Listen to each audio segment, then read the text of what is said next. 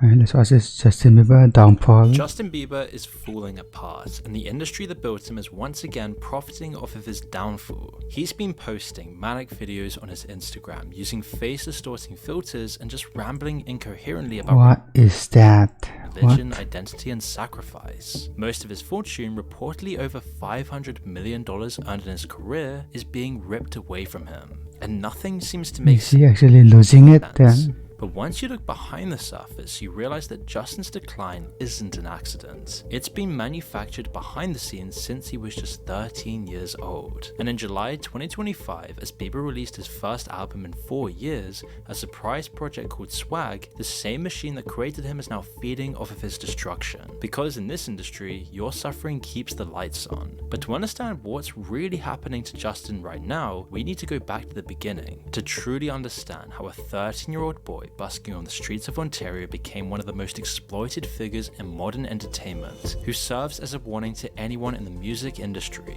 and how the same people who promised to protect him ultimately became his predators. It's 2008, and a charming looking 13-year-old with a bowl cut is singing Neo's So Sick on the steps of the Avon Theatre in Stratford, Ontario.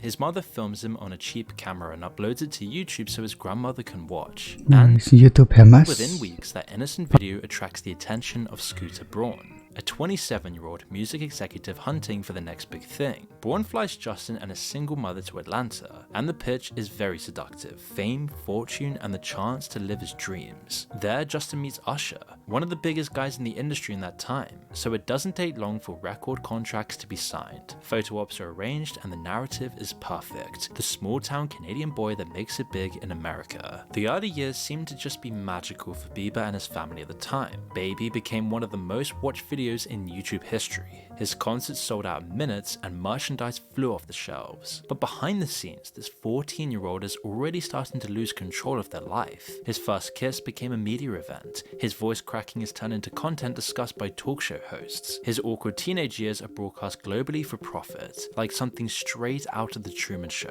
where everything in his life is designed around people watching him from afar. Ellen DeGeneres, America's Truman Show is actually great. supposed sweetheart at the time, repeatedly ambushed the teenage Justin with embarrassing content during interviews. She's suddenly displaying photos designed to humiliate him, then laugh when he looks uncomfortable. Is that even legal? Then he calls her out on this and she brushes it off as just harmless fun. This was psychological manipulation disguised as entertainment. Even more disturbing was actress Jenny McCarthy's behavior at award shows, as she Okay, this is just weird clip. times attempts to kiss the teenage Justin inappropriately, including once trying to kiss his neck while he was accepting an award. He's visibly disgusted but forced to maintain composure. Even people like In public also, James that's Corden crazy. can't stop touching him. But perhaps the most sinister figure Reverse the roles, bruh. in Justin's early years was Diddy. The footage of their interactions, viewed through the lens of what we now know about Diddy, is genuinely disturbing. In one now famous, infamous video, Diddy promises 15-year-old Justin a Lamborghini when he turns 16 and offers him a house when he's 18. These weren't just casual offers, they're classic grooming behavior using expensive gifts to create obligations to him, a pattern he's repeated with numerous celebrities, though perhaps none as young and as vulnerable as Justin, that we know of. Even more troubling is the footage where Diddy openly says that Justin should know better than to talk about what happens at his place. And he knows better than to be talking about the things that he does with Big Brother Puff on national television. Diddy had custody of a 15-year-old Yeah, not a joke by the way. Justin for 48 hours. Just let that sink in. An adult man with a documented history of very inappropriate behavior given unsupervised access to a child star for 2 full days. There's also strange footage that appears to show Diddy checking Justin for a wire, as if the teenager might be recording their conversations. Given what we now know about Diddy's alleged And who's recording them then? What? crimes today and all the freak-off parties and abuse of young artists, those 48 hours might take on a much darker significance. You can actually see the nervousness in Bieber's face then, and that's only grown into a much deeper, more stirring I expression mean, I don't think so. that makes you wonder what he's been I mean, subject he just don't know nothing so about to Diddy. behind closed doors. All of this is happening while he never gets to live a normal childhood life. Everyone around him is always screaming. People hate him everywhere. Paparazzi's always following him. His entire life from his earliest memories has always been watched and recorded, all for other people as entertainment. Anytime he's annoyed, that's good content. Anytime he feels awkward or insecure as a a young teenager, is exposed to the entire world. But actually the most shocking thing with Justin and other child stars who've fallen into similar fates is what's happening in plain sight, and the roles of those close to them who seem to fail them. Throughout this period, manager Scooter Braun positioned himself as Justin's guardian. The narrative was perfect for the media. A wise older brother guides a talented kid through the danger of fame. They were inseparable. Braun made himself essential to every aspect of Justin's career and personal life, but this wasn't really protection. It isolated Bieber and made him dependent on Scooter and by extension the parasitic entertainment industry.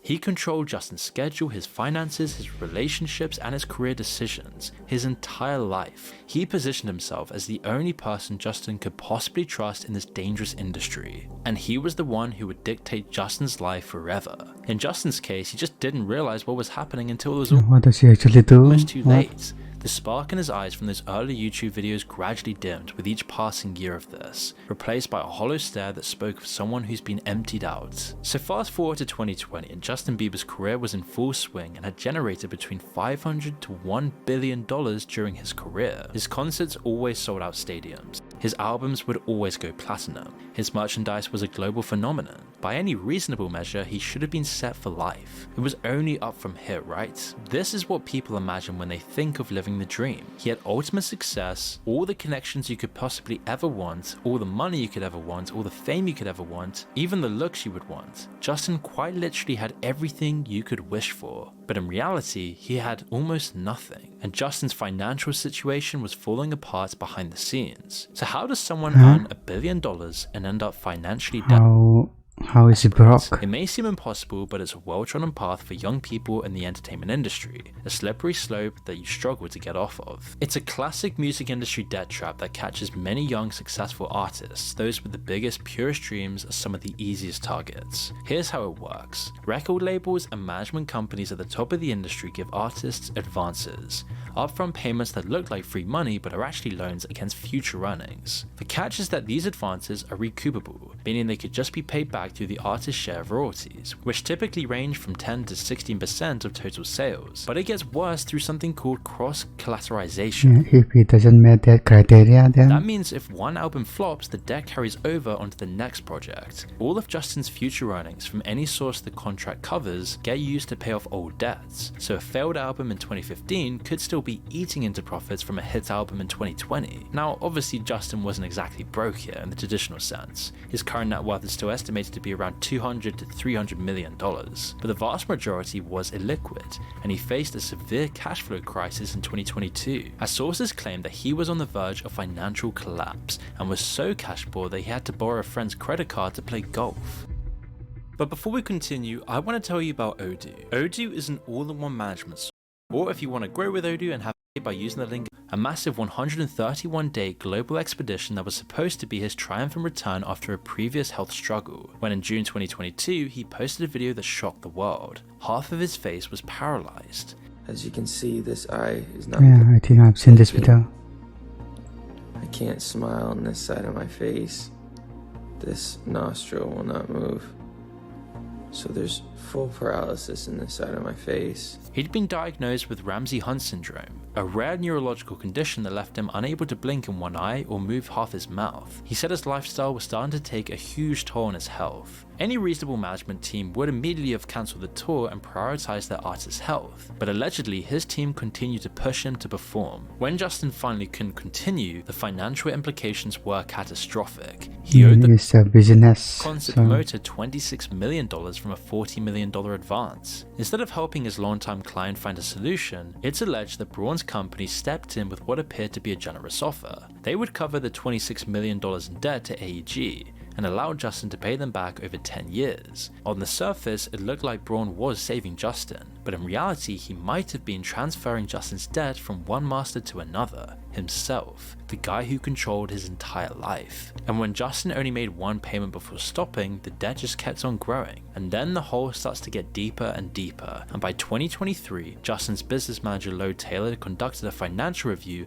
and made a shocking discovery. Braun had allegedly been overpaid $26 million in commissions over the years. Allegations turned to theft, and it also turned out that Taylor herself might not also be trustworthy. Firstly, although referred to as an accountant, she's actually apparently not qualified as one. She was playing the role of business manager, which is a financial role, even though Lou Taylor had no financial background. She was not even an accountant. She kicks off her career managing Britney Spears' sister, then acting as a spokesperson for the Spears family. Lou then ended up also managing Britney Spears and has taken all the credit for establishing Britney's conservatorship. And in classic Hollywood style, she was also later accused of having an affair with Britney's father, Jamie. It's a typical story of control Bruh, what and greed the? in Hollywood.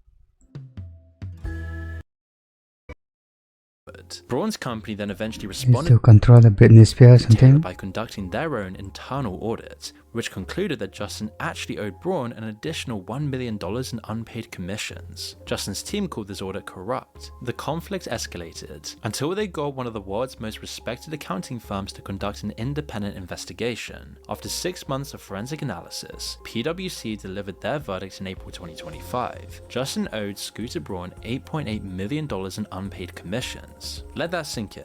After earning close to $1 billion after years of sold-out tours and platinum albums, Justin Bieber was revealed to apparently be millions in debt to his own manager.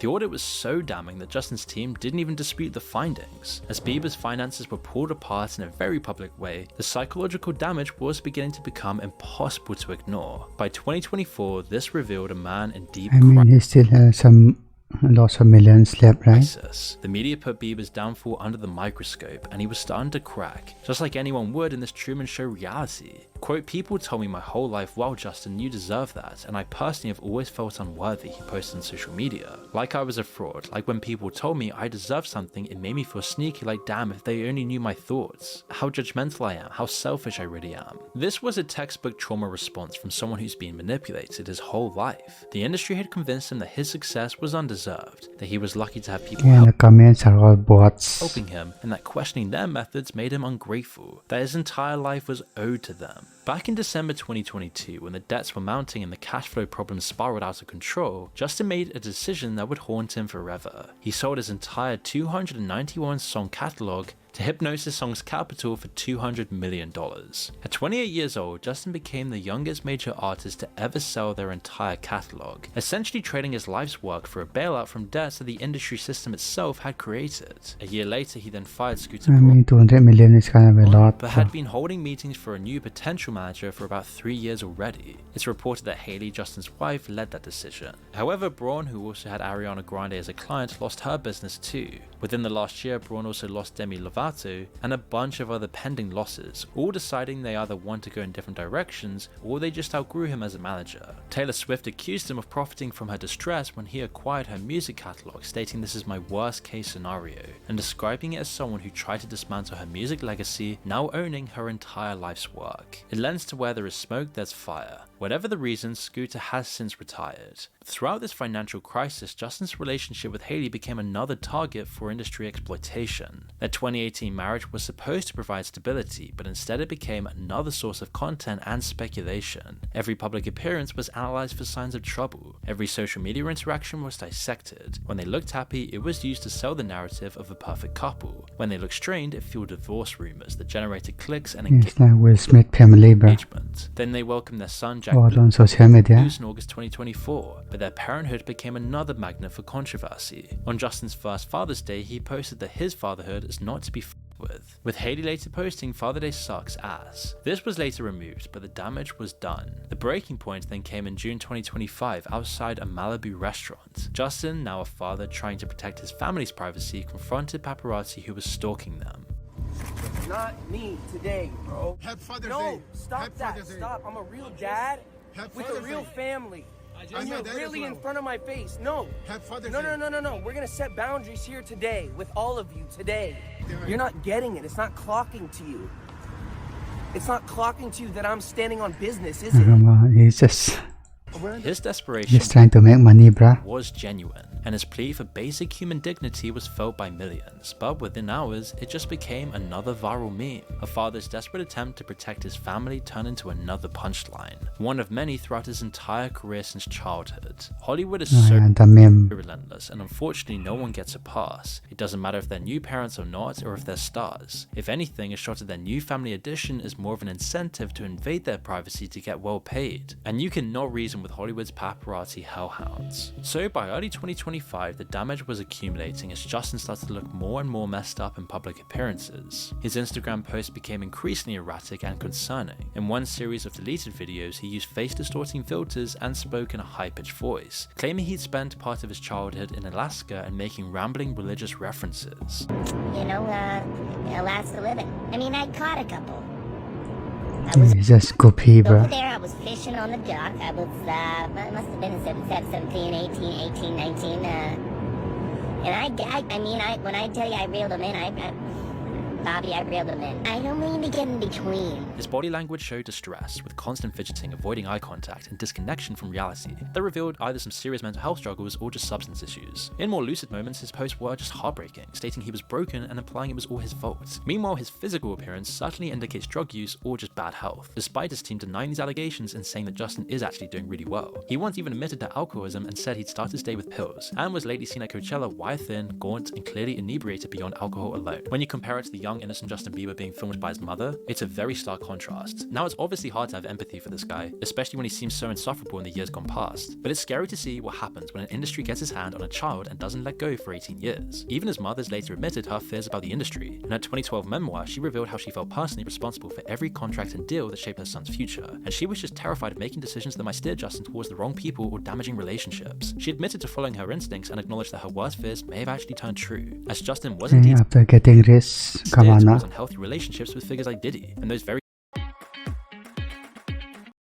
contracts she agonized over became the financial chains that would bind her son for decades. And then in July 2025, two things happened that started to surface the true nature of Justin's downfall. He settled his debts with Scooter Braun for over $30 million, and he surprise released his first album in 4 years. His comeback album Swag is a window into Justin's soul that looks so different to his earlier, more innocent music. It sounds like 21 tracks that feels like someone processing trauma in real time while the industry that broke him cashed in. Track 14, Therapy Session, has Justin telling comedian Drewski, "I've had to go through my struggles really publicly. People always asking if I'm okay starts to weigh on me." Other tracks touch on his turbulent relationships and marriage. The timing isn't coincidental. With Hailey's beauty company Rhode selling for $1 billion, the couple finally had the cash to buy Justin's freedom. But even as Justin paid up, Braun's people were telling reporters that Scooter felt taken advantage of, and had been patient with Justin while he partied away millions. Meanwhile, Justin's desperate search for meaning led him deeper into spiritualism. His Instagram became a stream of religious posts and pleas for spiritual guidance. But rather than a place of solace and peace, even his faith became another exploitation vector, as Justin threw himself into Hillsong Church, the celebrity megachurch known for its come-as-you-are aesthetic and A-list congregation. In 2014, during one of his darkest periods, he moved in with Pastor Carl Lentz for 6 weeks, becoming completely dependent on the charismatic leader who baptized him at 2 a.m. in an NBA player's bathtub. The relationship was described as mutually beneficial. Lentz helped rehabilitate Justin's public image, while Justin brought massive star power to the church. Former congregants described Hillsong's cultish atmosphere and celebrity obsession, where the leaders used their friendship with Justin to attract other celebrities, something exactly like Scientology. This wasn't really spiritual guidance, it was just the same manipulation playbook dressed in religious clothing. Eventually, Lentz was even fired in 2020 for multiple affairs and abuse allegations. Another person intimately connected to Justin who was struck off for being a disgusting, manipulative individual. Bieber later joined Church Home, which is a Hillsong There are lists. spin-off fronted by a pastor named Judas Smith, who's been accused of other cult-like practices: childhood, adolescence, parenthood, finances, relationships, and spirituality. All the core tenets of a full life as a human seem to have been completely warped for Justin. Even with all the money and fame and looks that he's had, it seems like deep down he's left with nothing. And then there's the resurfaced Diddy connection that everyone's been dancing around. As Diddy continues to face charges, the footage of him with teenage Justin just looks so different today. And whether Justin was directly victimized or not, he was exposed to what federal prosecutors now call a criminal enterprise. But here's the real horror story. What happened to Justin isn't even unique. It's a well-worn template, and Hollywood's been perfecting this for decades. Just look at the trail of destruction. Whether it be Michael Jackson, Britney Spears, who's locked in a conservatorship for 13 years while generating $16 million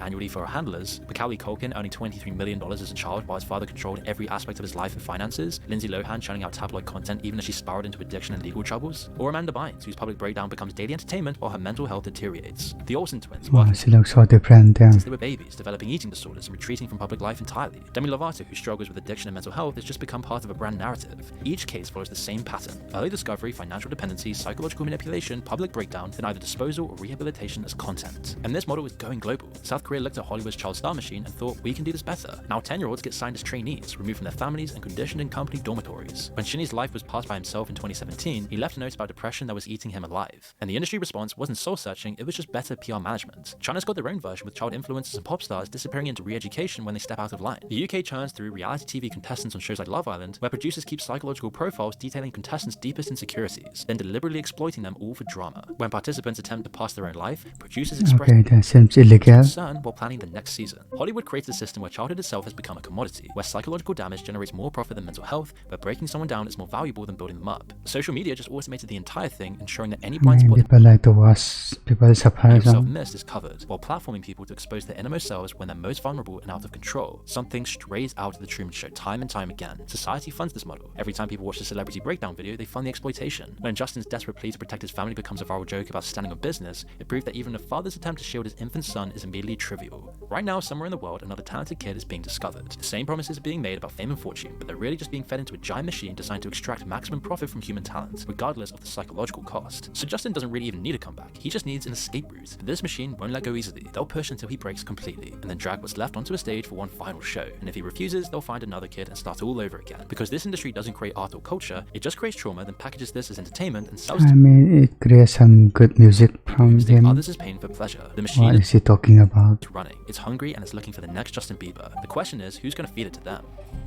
Okay.